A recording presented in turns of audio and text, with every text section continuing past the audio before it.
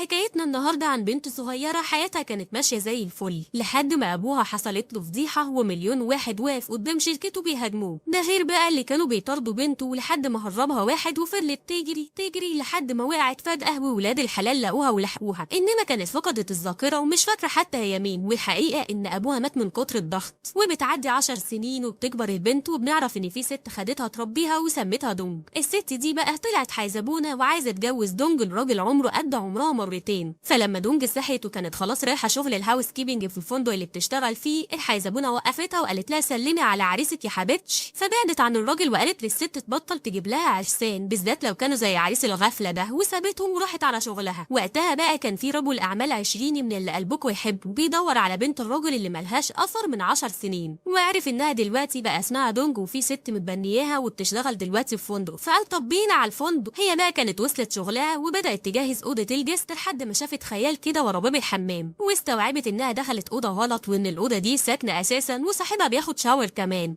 بس على ما جت تخرج كان هو خرج، فجرت استخبت تحت اللحاف، بس هو مشهبل يعني وقفشها لما موبايلها رن، وكان نفسها تتبخر وتذهب مع الريح. بس حتى في اللحظه دي صوت الحيزبونه طلع من التليفون ونادتها وقالت لها انها تحت، فطلعت تجري من الاوضه ونزلت تشوف المصيبه دي. وبعدها بمفيش كان الولد بتاع الاوضه هو كمان نزل مع السكرتير بتاعه، وشافوها وهي بتتخانق مع الحيزبونه عشان جايبه لها الشاي بالعيب لحد الفندق يقول لها بحبك وعايزه اتجوزك. فوهي بتحاول تبعد عنه اتزحلقت ووقعت في البسين، والحوار ده كله الراجل كان شاهد عليه وكان ناوي يتدخل قبل ما تقع في البسين. ولما وقعت بقى اهلها الحيزبونه والشاي بالعيب بيتعازموا مين يلحقها لانها ما بتعرفش تعوم، فقال مش هسيبها تبقلل كده كتير في الميه ونط هو يلحقها. وساعتها كانت هي بدات تشوف صور كده من ذكرياتها المفقوده وما كانتش مستوعبه مين دول ولا ايه اللي حصل، وما خدتش بالها ولا ركزت ان القمر وهو بينقذها مسها بالغلط. ضغط الميه هنعترض يعني؟ المهم طلعها من الميه وهو شايلها فضلت تخرف باسمها الحقيقي اللي هو شيا، ونامت عنده في الاوضه. ولما صحيت ولقت نفسها على سريره قالت له انا بعمل ايه هنا وانت اكيد ذئب بشري. فقال لها هدي نفسك يا انسه، المساعده بتاعتي هي اللي خدت بالها منك وانت اللي بتشوفي افلام كتير. فلما هديت سالها جابت الفلاشه اللي معاها دي منين، قالت له دي فلاشتي. فهو استغرب قوي وقال لها معقول تكوني شيا؟ فهي بقى سمعت الاسم من هنا والذكريات هجمت عليها وافتكرت ان كان في حد بيجري وراها عشان الفلاشه اللي معاها دي، فنطقت اسمها وهي بتفتكر. وهنا القمر اتاكد تماما انه اخيرا لقى شيا اللي بيدور عليها وقعدها قدامه كده وقال لها هي مين وبنت مين. ففرحت قوي انها عرفت اصلها وفصلها وقالت له طب انا وعرفت انا مين، انت مين بقى يا عسل؟ قال لها اولا انا مش عسل، انا يون صاحب باباكي وهو موصيني عليكي، ويا ريت من هنا ورايح تقولي لي عمو. وخليه كده مكسوف قدامها لما الاتنين افتكروا اللي حصل في البسين، انما هي كتمت على الموضوع بسرعه وقالت له انا عايزه ارجع بيت عيلتي واجيب حق ابويا اللي اتظلم. فقال لها الخاين ممكن جدا يطلع من عيلتك ويبقى حاميها حراميها، فبلاش تدخلي نفسك وسطهم. وهنا بقى بطلتنا اتحمقت وقالت له وانا حياتي مشاعه، الحيزبونه تكرر لي شويه وانت تكرر لي شويه، انا راجعه بيت عيلتي وده اخر كلام. وقامت مشوحه كده فطيرت ازازه على الترابيزه وتناثر الزجاج وتعانق الاحبه. هما مش احبه بس والله كل شيء جايز اليومين دول. ويعني لو انتوا خبره في المسلسلات مش هتستغربوا لما اقول ان السكرتير دخل عليهم واداهم نظره مريبه كده كانه بيسالهم الفرح في قاعه الهنا والسرور ولا عقبال البكاري. وبعد ما الموقف المحرج ده خلص يون قال انه هيسجل لها في دفتر العيله وده هيبقى اخره معاها عشان خاطر ابوها بس، ومش مسؤول بقى لو جرالها حاجه ان شاء الله لو ماتت. فقالت له ده من ذوقك ولا يا عم؟ المهم وصلها بيت اهلها وقال لها انت من دلوقتي لوحدك وانا مش هقدر اساعدك اكتر. فقالت له لا انت كتر خيرك لحد هنا وانا مش هتكلم معاك خالص لحد ما اجيب حق بابا. فقال لها لو عملتي كده هتكوني ساعدتيني جدا. وبعد ما بعدت عنه قال للسكرتير اياك حاجه وحشه تحصل لها. اللي انتوا ما تعرفوهوش بقى انها دخلت البيت على انها داده وعرفت ان البيت ساكن فيه جدها وبنته وحفيدته اللي هي اختها، وخدت عهد على نفسها انها مش هتطلع من البيت ده غير لما تثبت ان باباها ضحيه. واول حد قابلته كانت اختها، وواضح ان جينات الدهاء مسيطره على عائلتهم. واختها اول ما شافتها قالت لها شكلك كيوت على انك تبقي داده، هي الدنيا جت عليكي قوي ولا ايه؟ وهنا بقى استغلت ان الكلام بينهم اتفتح وبينت لها انها عارفه هي رايحه فين وايه الطريق اللي المفروض تمشي منه. فاعجبت بيها قوي وقالت لرئيس الخدم ان البنت دي من النهارده هي اللي هتهتم بجدول اعمالي، وبكده تكون بطلتنا حققت اول تارجت وكسبت اختها في جيبها. بس بالليل وهي بتنظف كان جوز اختها عمال يراقبها، بس هي ما خدتش بالها منه وطلعت على اوضه باباها المقفوله تتحسر على ذكريات بتفتكرها شويه شويه، لحد ما فجاه لقيته وقف قدامها بيسالها بتعمل ايه هنا، فقالت له دخلت اوضه البيه الكبيره انضفها. فقال لها وعرفت منين انها اوضه البيه الكبير؟ وهنا بقى استغل توترها وحاول يتهجم عليها، فاديته شلوط حدفه على الارض وجزع له رجله، وهوب طلعت تجري قبل ما يمسكها وخدت موبايل اللي وقع منه بعد كده، ويا عالم لقت فيه ايه. المهم ان قضى باقي اليوم على كرسي متحرك، واول ما جت مراته قالت له منك لله يا فضحني وكسفني، قال لها مظلوم يا روحي، ده هي اللي شربتني منكر. وهنا بقى بطلتنا وزميلتها قالوا لها كداب و60 كداب، وكل البدات هنا تشهد. فقررت تضرب زميلتها قبل ما تحصل شوشره، بس دونج اللي هنفضل مسمينها دونج مش هي قالت لها دي يا مدام وما تقطعيش عيشها. فقالت لها لا، ما انا شكلي هقطع عيشك انت كمان، وجت تديها القلم التمام لقت عمتها داخله عليها. المهم ان عمتهم دي جامده ورفضت حد يمشي، وقالت لبنت اخوها تبعد جوزها عن بنات الناس. فجت تمشي من المكان لقت دونج همست لها وقالت لها لا معايا دليل يثبت ان جوزك عينه زيها. فخدتها على جنب، وهناك بنتنا قالت لها انت نزلتي وانت لابسه دبلتك ودلوقتي مش لابساها، شكلك كده كنت مع حبيبك، بس الموبايل اللي معايا ده فيه اللي يخليكي تخلعيه وتسيبيه من غير ولا مليم، وانا هشهد في المحكمه على اللي عمله معايا. فاختها طبعا فهمت ان دونج بتعمل ده في مقابل حاجه معينه، وعرفت منها انها عايزه تكون لها كلمه في العيله دي وليها فلوس كتير كمان. فاختها قالت لها انها ذكيه وواضحه وانها تعمل لها اللي هي عايزاه. بس بعد ما بنتنا مشيت عرفنا ان اختها شافت ان البنت دي ما ينفعش تفضل في البيت. اما يون فكان قاعد مع سكرتيره اللي قاعد يلمح له انه منجذب لدونج، وان هي دي اللي ممكن تخطف قلبه بعد سنين كتير قوي قضاها سنجل. اما بنتنا خرجت بره البيت تتفرج على القمر في السماء وتهدي اعصابها، وساعتها كان في واحد قاعد في عربيته المفروض انه شغال عند عيلتها، بس بنلاقيه بيتعامل منهم معامله مش لطيفه ومحدش بيقدره. وواحده من البيت بتنزل وبتقول له يمشي وما يبقاش عنيد زي البنت اللي قاعده هناك دي. فلما مشيت راح لدونج يشوفها وقعد معاها يتفرج على القمر، وقال لها انه كان زعلان ووشه نور لما شافها. جماعه لو انتوا كنتوا سوا في الحضانه مثلا قولوا ما تتكسفوش، اصلكوا خدتوا على بعض قوي يعني. لا ولسه ده مرها في الحس اداها الجاكيت بتاعها، بس هي قلعته اول ما لقت يون بيتصل بيها. فالاستاذ اللي معاها ده قام مشي وساب لها الجاكيت ذكرى باين بعد ما عرفته بنفسها، وقال لها انه هيفضل فاكر اسمها. قام راح عشان يطمن على دونج بعد ما عرف اللي حصل معاها، واتنرفز قوي لما شاف الكدمات على دراعها، فعمل نفسه جاي يزور جوز اختها اللي اساسا خدتها على جنب وقالت لها تشيل عينها من على يون وما تحاولش تشقطه. بس يون ساعتها كان حدف جوزها في البسين وقال لها سوري ايدي اتزحلقت، ووقعها حرفيا في شر اعماله. بعدها بقى دخل يشوف عمتها اللي لقاها بتحاول تهويه بفستان احمر، بس الولد تقيل والحاجات دي ما بتلفتش نظر، وقال لها عيب اللي بتعمليه ده يا انسه. وهوب سمعت صوت ابوها طلعت تجري عشان هيبقى عيب فعلا لو شافها في الوضع ده. وقعد يون مع ابوها اللي هو يبقى جد بطلتنا، وقعدوا الاتنين يتكلموا عن حفيدته الضايعه، والراجل يقول له انه مش ساكت وبيدور عليها. بس يون ما كانش مصدقه ولا مركز معاه عشان تركيزه كله كان مع دونج اللي واقفه وراهم عامله بتنظف. فالراجل لاحظ وقال له شكل الداده الجديده واخده عقلك، والحقيقه انا برضه حاسس ان اعرفها من زمان.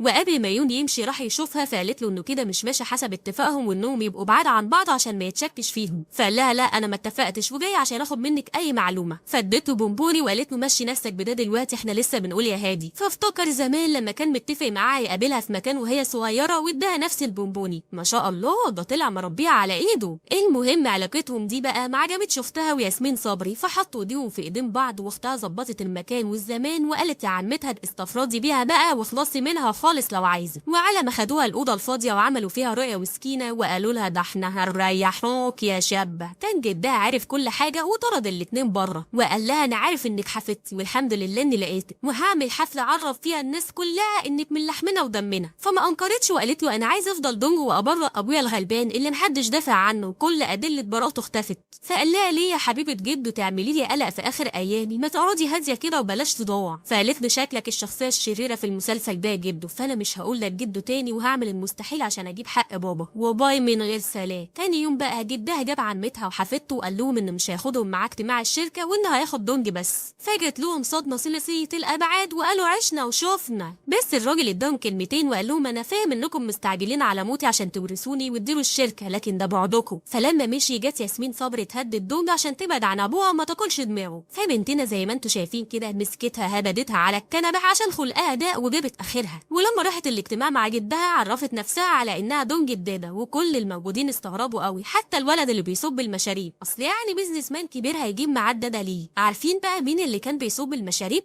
الولد بتاع الجاكيت اللي مشغلينه مرمطون سواء في شركه ابوه او في شركتهم. فجده ده قال لابو الولد انه مش مقدره كفايه ولا مقدر شطارته، وهو هيخليه يتعاون مع دونج ويشتغلوا سوا. فاللي موجودين حسوا انه هيفضل مرمطون برضه لانه في الاخر شغال مع داده. بس الراجل ما سمحش لحد ينطق بكلمه زياده على حفيدته وقال لهم لهم انا ما طلبتش راي حد. المفاجاه بقى كان ان كل اللي بيحصل ده من تخطيطها هي ويون، واللي اتفقوا ساعتها ان الراجل لازم يعرف انها حفيدته ولازم تقرب من المرمطون الوسيم عشان جدها بيثق فيه. واول ما قعدت معاه قالت له لو مشيت ورايا وسمعت كلامي اوعدك ان عيلتك هيبقى ليها شأن كبير قوي في شركه البيه الكبير. فقال لها ما دام البيه الكبير عايزني افضل معاكي وامشي وراكي فانا من ايدك دي لايدك دي. فقالت له تصدق انك مرمطون فعلا، قصدي مطيع وبتسمع الكلام. تاني يوم بقى كانت قاعده بتتمرجح فراح ينكب فيها شويه ولقاها بتقول له انها عرفت من الداده انه كان منافس كبير لباباها، يبقى ازاي هيموت كده عشان يثبت براءته. فقال لها ابوكي كان صاحبي من زمان وزي اخويا الكبير. اما اختها وياسمين صبري فالبيه الكبير طلب منهم يعينوا دونج في الشركه وانها معاها المرمطون كمان. فالاتنين قعدوا يقولوا على اخر الزمن المفروسه دي تخلينا نتفق على حاجه واحده منذ بدء الخليقه وهي اننا نخلص منها. وقعدوا يفكروا ان وشها مألوف، وياسمين صبري حست انها شبه اخوها فخدت اختها وحاولوا يتحروا عنها شويه وكلموا واحده بينادوها الرئيسه، عرفوا منها ان دونج غاليه قوي عند البيه الكبير وعند يون كمان، وشافوا انها محتاجه على الاقل قرصه ودن رغم ان ده ممكن يعرضهم لمشاكل. او خلوني واضحه اكتر، صاحبه الخطه كلها كانت عمتها وجرجرت اختها معاها لما شككتها ان الداده ممكن جدا تطلع الحفيده المفقوده وكده هتكوش على الميراث كله بعد عمر طويل لابوها طبعا. فقالت لا يرضيك يا بنت اخويا، يعني واحده زي دي تيجي تاخد فلوسنا اكيد ما يرضيكيش، وعشان كده هنخوفها شويتين بس وما تقلقيش انا عطلت كاميرات المراقبه ومحدش هيكشفنا. ووعدت بنت اخوها ان ينوبها ان الفلوس جانت حسب ما الرئيسه وعدت. وقاموا جايبين بطارتنا نازلين فيها ضرب وتلطيش، وجوز اختها حمدي الوزير يصور اللي بيحصل ومحدش شايفه. المرمطون اللي جالها البيت حسب توصيه البيه الكبير، انما اتهربت منه لما سالها وغيرت الموضوع، واتفقوا الاتنين انهم يتغدوا بره في مطعم بسيط عشان يبنوا صداقه قويه. وهو كان مبسوط جدا وقال لها انت هتبقي صديقتي الاولى والوحيده لاني ما عنديش صحاب من صغري. فبان عليها الندم كده وقالت له افرض مثلا اني بستغلك. قال لها قشطه عادي استغليني براحتك. وهما بيتغدوا بقى ما كانوش لوحدهم خالص، كان في واحد صاحبنا قاعد على الترابيزه اللي وراهم من غير ما يكلف نفسه ويتنكر حتى، وكل ما كان يسمع هيهي وكيكي كان بيبقى هيلف حوالين نفسه كده. فقال سكتنا كتير وده اوان الكلام بقى، وراح رايح قعد في وسطهم. فالمرمطون قال له خير يا يون، طالع زي خيال المآتة ليه كده يا حبيبي، وصفتك ايه تقتحم قعدتنا الحلوه دي؟ فقال له انا مش جاي لك انت، انا جاي لدونج، اصل اللي انت ما تعرفوش ان انا الوصي عليها. وطبعا كان باين عليها انها معجبه بالهرتله اللي بيهرتلها دي، وفضلت تهمس له عشان يمشي وانه كده يبوظ لها القعده فعلا لانها كانت ناويه تطلع من المرمطون باي معلومه. فقال لها ده باين من اسمه مرمطون يعني اكيد ما عندوش حاجه هتفيدك. فالولد طلع سمعه قوي شويتين وقال لهم لا يا شباب عندي معلومات ممكن تنفعكم بخصوص ابو شيه، وانا هقولها لكم بس عشان شيه كانت صديقتي الصدوقه يعني وغاليه عليا. فقال لهم ايه بقى يا ولاد، ان طنط ام شيه كانت مكتئبه زمان وقالوا انها ماتت، بس المفاجاه بقى انها عايشه، والكلام ده ابو المرمطون نفسه هو اللي مأكده. فبنتنا اتخضت قوي وراحت مع عيون عشان يشوفوها بعد ما عرفوا مكانها من المرمطون ولقوها في مصحة نفسية. وساعتها عرفت دونجي ان مامتها عايشة بجد وانها اختفت بعد حادثة باباها، والست طلعت في حالة نفسية سيئة وفاقدة الزمان والمكان وماسكة دبدوب فاكراه بنتها وحاجة تحزن يعني. فحاولت دونجي تفكرها بنفسها بس هي كانت في الضياع خالص، انما ده ما خلاش دونجي تسيبها، ويون اقنع الدكتورة تسيبهم لوحدهم شوية. بعدها بقى فضلت دونجي تاكل في نفسها وتقول انها هتندم العيلة الكدابة دي على كل اللي عملوه فيها وفي اهلها. فيون قال لها انا من النهارده معاكي وهساعدك. فقالت له وده من امتى؟ لا متشكره انا هكمل لوحدي. بس هو كان مصمم يساعدها، فقالت له وده بمناسبه ايه؟ فتهته ومعرفش يقول حاجه ومشي له خطوتين كده، وبعدين رجع لها تاني وقال لها انت عندك اختيارين، ترجعي ده تاني وتواجهي الاندال دول لوحدك او تدخلي وسطهم وانت قيمتك كبيره، وده هيحصل لما تكوني خطيبتي، وهساعدك بشرط انك تسلميني كل مشاريع الشركه لما تاخدي حقك، وكده نطلع احنا الاتنين كسبانين. بنات لو مستنيين منها رد فما فيش قول بعد قول. وده حتى بدا يقول لها هتمثل ازاي انها خطيبته وعايزه تعيش الدور على الاخر عشان الناس تصدق، ولبسها دبله كمان. طب بذمتك لحقت تجيبي الدبله امتى؟ المهم بقى ان جد دونج شاف الفيديو بتاع عمتها واختها وهما بيلطشوا فيها، وساعتها اختها قررت تبيع ياسمين صبري وتقول له بريئه يا جدي، دي بنتك السهونه هي السبب. فلا لا حبيبتي ده جوزك اللي مصورك، وقام متبري منها على طول. شكل الحاج خلقه ضيق. ان بقى ياسمين صبري فرحت للحيزبونه اللي متبنيه دونج ورشتها بفلوس عشان تقول لها اتبنتها انت وتحكي لها كل حاجه من يوم ما اتبنتها، وخدت المعلومات اللي عايزاها ومشيت. وتاني يوم البيه الكبير عمل حفله حضرها صفوه المجتمع، وكان في اشاعات دايره كده بتقول ان يون هيخطب ياسمين صبري، وهي كانت متحمسه قوي رغم ان عمره ما قال لها كلمه حلوه، بس كانت شايفاه حلو ويستاهل. وهي بقى واقفه مع باباها عرفت من واحد من رجالتها ان الحيزبونه واقفه بره وعايزه تدخل، فقالت له حصلت المجتمع ما يدخلوش هنا. وبعدين لقت دونج داخله الحفله مع يون، فقالت لابوها وصيتي ليك تعمل لي كولدير بعد ما اموت عشان ثانيتين وهتجلط حالا اهو. وبصراحه حقها، لان يون ودونج عملوا فعل فضح في نص الحفله. وممكن يبان ان فيك وتمثيل وكده، بس يون كان صادق جدا في مشاعره ناحيتها. ابو يون بقى مسكتش وخدهم كلهم بعد الحفله وهز يون وقال له انت كده خسرتني البيت كبير عشان انا كنت ناوي اجوزك بنته. فالسكرتير قال له هو مش حضرتك كنت عايزني اظبطه مع واحده، واديني ظبطته، ممكن نفرح شويه لو مش هنضايقك. وما خبيش عليكم الراجل كان فرحان ان ابنه لقى بنت يحبها، بس عيله البيت كبير عنده كانت اهم. وقال له يا ابني احنا مش قدهم ومحتاجينهم عشان نستثمر في السوق. بس يون كان شايف ان ابوه مدي العيله دي اكبر من حجمها، وان عيلتهم لو نوت النيه يعني هيقدروا ينافسوهم عادي. بس الكلام ده ما دخلش دماغه، وقال لازم يروح يعتذر للبيت كبير اللي كان ساعتها بيفكر مع نفسه وهو باصص على صوره المرحوم ابنه، وبيقول له ان بعد اللي حصل ده العيله مش هتشوف يوم عدل. تاني يوم بقى ابطالنا كانوا قاعدين بيدوروا في ورق وحاجات، وفجاه كده لقيته جاب اللاب بسرعه وفتحه، وهوب وش نور وقال لها اخيرا عرفت باباكي سابلك ايه. فحضنته وبسته، ورد الفعل الاوفر ده شافه ابوه وقال لهم يلا يا حبايبي على الفطار وبلاش قله ادب. وعلى الفطار بقى ابوه سالها لو كانت بتحب ابنه فعلا، فقالت له بموت فيه يا عمو ولا اقول لك يا بابا. فقام مديها بصه سكتتها خالص، وقال لابنه يروح بقى الشركه لعمامه وعماته يشرح لهم عملته السودا. فشال الهم عشان التعامل معاهم اصعب بكتير من عيله البيت كبير. وفعلا ما سابوهوش في حاله وقعدوا يقولوا له منك لله هتضيع من ايدينا شغل كتير عشان مفروسه صغيره. وهوب لقوا قدامهم دونج اللي قالت لهم انا مش مفروسه ولا طمعانه في ابنكم، واضمن لكم ان هجيب لكم مشاريع كتير قوي من شركه البيت كبير. فقالوا لها الكلام ده تتحكي بيه على حد تاني. فخدتهم وعملت لهم برزنتيشن على الضيق كده، وقالت لهم انها لازم تدور على صاحب ابوها اللي غير اسمه، لانه اكيد ما غيرهوش عشان زهق منه يعني، وعنده سبب ممكن جدا يكون له علاقه بابوها. فقال يون صدقوا انها حواراتها كتير وتجيب صداع وما عندهاش وقت تطمع فيهم. فقالوا لها نورتي العيله يا قمر، وانتي دلوقتي معاكي جوهره عيلتنا. بعدها بقى راحت بنتنا مع جوهره عيلتهم ورا الراجل صاحب ابوها ده، بس ما كانوش متاكدين هيلاقوه في معرض اللوحات ولا لا. ويون كان زيه زي رجاله كتير بيقفقف من الوقفه وعايز يروح. فقالت له تقدر تتفضل وانا هكمل لوحدي. فبص لها في عينيها كده جاب لها هبوط وقال لها احنا اتفقنا ما نسيبش بعض، فانا هفضل معاكي ويا نعيش سوا يا نموت سوا. شوفوا هو اوفر شويه بس شان الصراحه مش هنكر. المهم دخلوا الاتنين المعرض، لقوا نصاب ماسك واحد بياكل بعقله حلاوه عشان يبيع له لوحه ما تساويش 5 جنيه ب5 مليون جنيه. فينرح بوظ البيعه وعرف الراجل على نفسه وقال له اللي معايا دي تبقى شيا بنت صاحبك، فاكرها ولا فكرك؟ قام الراجل عامل فيها من بنها وسابهم وخرج من المكان وهو متوتر. ودونج ما كانتش فاهمه ليه يون كشف للراجل حقيقتها، فبياخدها وبيمشوا ورا الراجل. وساعتها بنلاقي حمد الوزير جوز اختها حشره في الزاويه وبيساله لو كان نطق بكلمه. فقال له يا بيه والله ابدا، ومهما ضغطوا عليا مش هنطق عشان انا مش قد عيلتكم. الله دي حلوت قوي، ده حتى حمد الوزير طلع في الحدوته. والموضوع ما انتهاش هنا، ده ابطالنا واجهوه ويون كان هيتخانق معاه لولا هي وقفته. فالوغد قال لها انت جبانه زي ابوكي. قالت له طب وريني نفسك. وهي بقى اللي كانت هتتخانق واستفزته ولطشته قلم ما عرفش يردهولها عشان وراها رجاله، واستنوه يمشي وراحوا هم قعدوا مع صاحب ابوها اللي سالها ايه اللي لم الشنع على المغربي وخلاك تحطي ايدك في ايد عيله يون. فقالت له نعمل اي حاجه عشان اجيب حق بابا، ويا ريت لو تقول لي مين ورا اللي حصل له. في الوقت ده بقى كانت ياسمين صبري عرفت من حمد الوزير اللي بيحصل وجريت على ابوها قالت له حفيدتك بتحط ايدها في ايد صاحب اخويا والاستاذ يوم بيساعدها، دبرني يا بابا وقول لي ايه العمل عشان انا تعبت من الاكشن. اما ابطالنا فكانوا لسه قاعدين مع الراجل بيقنعوه ويقول لهم اسمه ولا يدلهم على طرف خيط.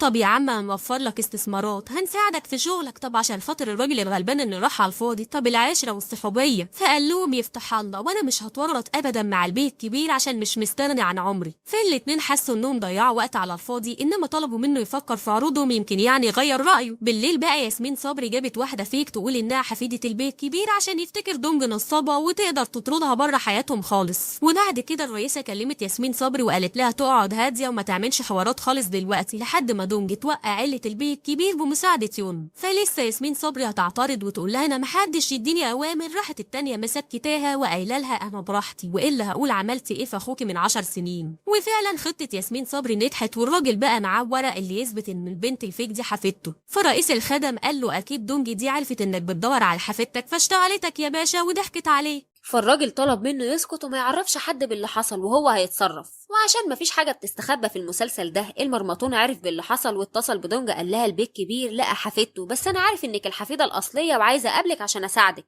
فقالت له لا والله مش مهتمة. راح يون واخد منها التليفون وقال له انا مهتم وهقابلك، بس يا ريت انت ما تهتمش بخطيبتي وتكلمها في التليفون عشان انا بغير. وخلاها بعد كده تعمل له بلوك عشان هو حمش وكده. تاني يوم بقى راحوا قابلوا المرمطون وابوه، والحقيقة ابوه ما كانش مقتنع بيهم ولا عارف جايبينه ليه، لحد ما دونجا قالت له في خاين في عيلة البيت الكبير، وعمتي دي مخها على قده برضه مش هتخطط لوحدها، فمين بقى العقل المدبر؟ مين السبب في كل البلاوي اللي حصلت؟ فقال لها والله يا بنتي انا ما اعرف حاجه، ما بفهمش غير في البيزنس. فالمرمطون قال له استنى انت يا حاج، وسال دونجا عن خطتها وشكله كده هيمشي معاهم على الخط عشان يكشفوا الخاين. بس ابو المرمطون طلع خبيث كبير وشكله هو الخاين فعلا، لانه راح بعدها على طول لياسمين صبري وقال لها ان دونجا مش ساكته وان مساعده يون ليها مقويه قلبها. فقالت له ما تقلقش يا روحي، اساسا الدكتور قال ان بابا ايامه في الدنيا معدوده، يعني شويه وهيتكل، والحفيده الفكت ورثه، والفلوس كلها تبقى في جيبنا، ولو دونجا نطقت بكلمه هنعمل فيها زي ما عملنا في ابوها. الحفيده الفيك بقى كانت مقضياها خناقات مع الدادات في الفيلا ومحدش طايقها، لحد ما جدها جه اداها كلمتين، فحاولت تدلع عليه شويه وتقول له انها عايزه تروح الشركه وتبقى مساعده عمتها اللي اكيد هتبقى احسن واحده تدير الشركه. وفضلت تزن على الراجل لحد ما خلى رئيس الخدم اللي اكيد متواطئ ده يوديها الشركه. اما يون فعرف ان بنتنا راحت تقابل كلاينت وخاف عليها قوي لا تكون عيله البيه الكبير مراقباها، وعلى ما لقاها كانت هي اتفقت مع الكلاينت فعلا ووعدها انه هيتعاون معاها مش مع جدها لانه كان بيعز ابوها قوي. انما يون ما قدرش يظهر لها لانه كان داخل خناقه شوارع كده مع بلطجيه عمتها بعتاهم يمشوا وراها، وهو لحقهم قبل ما يتعرضوا ليها وقبل ما تحس ان في مشكله اصلا، عشان كده فضل طول الليل مستخبي في اوضته ومش عايزها تشوف اثار الضرب على وشه. بس لما اصرت وشافتها فضلت تعيط وتحس انها على طول ممرمطه معاها وانها بتحبه وبتحب حمايته ليها، وقامت خرجت عن وقارها وتخلت عن ثباتها، وما خفي كان اعظم. دي خصوصيات كابلز بقى ملناش دعوه بيها. تاني يوم بقى ياسمين صبري خدت الحفيده الفيك وقالت لها جدك عايز يجوزك وجايب لك عريس، وشاورت لها على عريس معين وقالت لها هو ده اللي انت هتوافقي عليه. والحقيقه البنت كانت شايفه شكله مش ولا بد، بس ما باليد حيله، وكلام ياسمين صبري سيف على رقبتها، فسمعت كلامها وقامت تمشي. وكملت ياسمين صبري كلامها مع رئيس الخدم اللي طلع شريكها في كل البلاوي، وقال لها لازم المره دي تاخدي الاسهم عشان احنا كده مموتين اخوكي من 10 سنين على الفاضي وما طلناش حاجه. الكلام ده كله بقى كانت دونج موصيه الحفيده الفيك تسجله من ورا عمتها، وهي ويون سمعوا كل حاجه من مكانهم. المهم ابطالنا قعدوا يفكروا مين برضو اللي بيساعد عمتها ورئيس الخدم، وقعدت تفتكر يوم حادثه ابوها كل واحد كان فين بالظبط. وحسب كلام المرمطون يعني ان كل كاست المسلسل كانوا مشغولين، فقعدت تفكر لحد ما قالت ليون انا فكرت في كل الناس الا انت، حضرتك بقى كنت فين ليله الحادثه؟ بنات لو مستنيين رد شكلنا كده هنستنى عليه، عشان عمو ابو يون جه على غفله وما لحقناش نعرف بطلنا كان فين في اليوم المشؤوم. عارف يا اسطى لو طلع ليك يد في الموضوع بعد المرمطه دي كلها. المهم راحوا الاتنين يشوفوا ابوه اللي كان سكران من فرحته عشان دونج وافت بوعدها وجابت له استثمارات جامده كسب بيها قصاد عيله البيه الكبير. ولما سالها عرفتي المعلومات دي منين يا قروبه؟ قالت له بصراحه كده يا عمو انا بقى بنت ابنهم اللي مات، فالراجل جات له صدمه تقريبا ولحد دلوقتي بيحاولوا يصحصحوه. اما رئيس الخدم فعرف من رجالته ان عيله يون كوشت على كل الاستثمارات بمساعده دونج، وما كانش في حل غير انهم يعلنوا عن جواز الحفيده الفيك عشان يعزموا كل كبارات البلد واصحاب المرحوم القريبين. ودي طبعا حاجات ما كانتش عاجبه الحفيده الفيك، عشان اولا هيجوزوها لواحد مش عاجبها، وثانيا عشان اللعبه كبرت منها قوي. البيه الكبير بقى عرف ان عيله يون خدت كل الاستثمارات وانه كده هيخسر كتير قوي، فلسه يا عيني بيحاول يستوعب. لقى الحفيده الفيك بتقول له بصراحه انا فيك وحفيدتك الحقيقيه تبقى دونج، وانا في صفها دلوقتي عشان بنتك الحربوقه عايزه تورثك بالحياه وهي السبب في كل البلاوي، فحرص منها. على حظ الراجل بقى ان بنته ورئيس الخدم كانوا سامعينهم، فلما الحفيده الفيك مشيت بنته قالت له كده كل ورقنا بقى على المكشوف يا راجل يا عجوز، وبعد ما خسرت الاستثمارات كلها كل حاجه بقت في ايدي انا، وسهل اقول انك كبرت وخرفت، فيا تمضي على نقل الاسهم كلها ليا ونخليك تعيش في سلام مع حفيدتك، يا ما تمضيش وتفضل محبوس هنا لحد ما يبان لك صاحب. اما دونج فقابلت ابو المرمطون وقال لها انه المره دي هيساعدها بجد، وحكى لها ان قبل ما باباها ما يموت على طول كان قاعد بيشرب معاه وكان معاه مامتها ويون، وبعدين فجاه باباها سكر بزياده يعني، فيون ساعده ووداه على مكتبه وكان اخر حد معاه قبل ما يموت، ودي حاجه عمر ما يون قالها لدونج. المهم هي رجعت البيت وبوزها شبرين وقالت له ها مش هتسالني ملك؟ فقال لها انا اسف عشان كل اللي انت فيه بسببي، فواجهته لو كان هو اللي دخل لباباها الأوضة وهو سكران، فقال لها حصل، بس هتصدقيني لو قلتلك إن مش أنا اللي زقيت عليه البنت اللي لقوها معاه، ومش أنا اللي بعت الصور للصحافة، أنا اللي مسحت تسجيلات الكاميرات، بس عشان سمعة أبوكي مش عشان مصلحتي. فقالت له لحد هنا وستوب، عشان أنا زهقت من كدبك ومتأكدة إنك كنت بتستغلني طول المدة دي عشان مصلحتك ومصلحة عيلتك.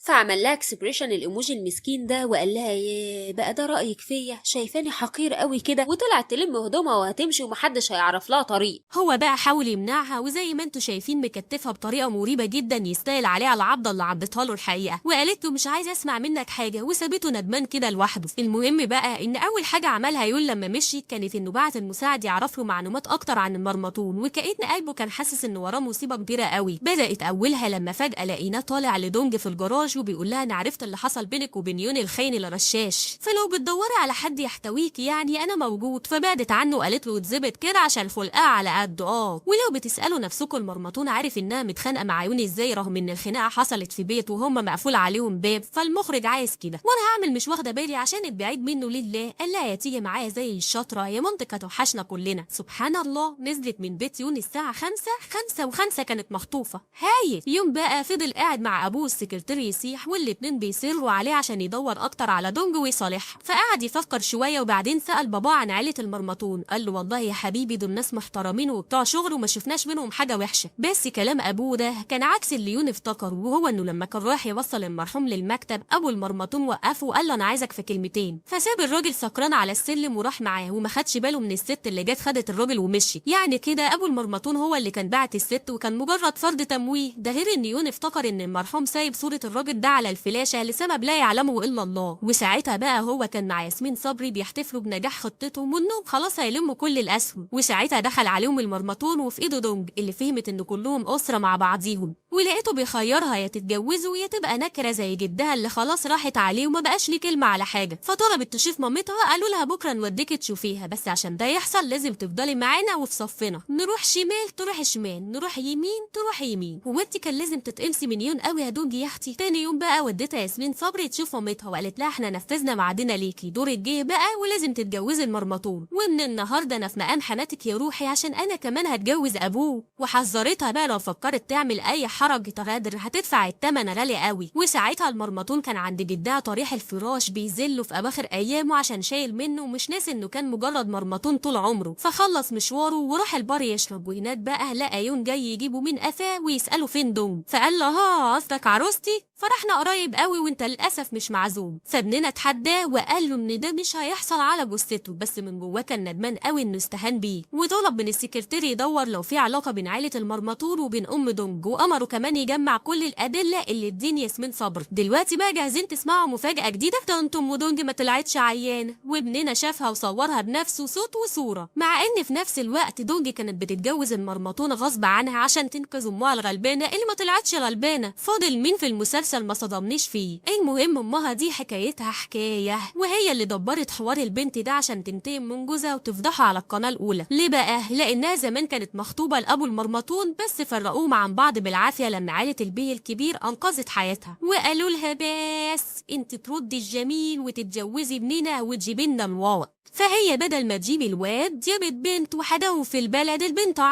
فقالوا لابنهم طلقها واتجوز غيرها. فالست اتقهرت قوي بقى وقالت يعني هم فرقوني عن خطيبي بمزاجهم وهيرموني بمزاجهم. فعملت للراجل فضيحه، وكده كده هو اتكل وربنا ما بيسيبش حق حد. فعملت بقى مجنونه طول السنين دي عشان ما يتشكش فيها ومحدش يلومها. بس قال ايه؟ بتقول دلوقتي انها حاسه انها ظلمت بنتها. حاسه مش متاكده؟ لا فيك الخير يا طنط. اما دونج فكانت عايشه تعيسه مع المرمطون اللي حتى ما قدرش يخليها تتعاطف معاه لما عرفها انه يتيم ولازم يفضل تحت طوع العيله اللي انتشلته. فلما لقاها لسه قافشه برضه نصحها تتاقلم وقال لها ان يون مستحيل يجي ينقذها. بس هوب لقوا يون ظابط ساعته على الجمله وجه ضربه فعلا وخدها بعد ما اكد لها انه مش خاطف مامتها وانه بيشتغلها. وساعتها بقى البيت الكبير كان عارف كل بلاوي بنته من يون وطلب لها البوليس، وطلع مسلط ابو المرمطون عليها وقال له هنعتبرك شاهد ملك وما اهتمش بقى بصوتها وعياطها وندمها عشان ما يسجنهاش، فقال لها هون عليكي تهوني عليا، وكان مرتاح انه خد حق ابنه اللي غدروا بيه. اما يون فراح قابل ام دونج وسمع منها حكايتها كلها، وقال لها لو ما اعترفتيش ان انت اللي دبرتي كل حاجه انا مسجل لك وهفضحك.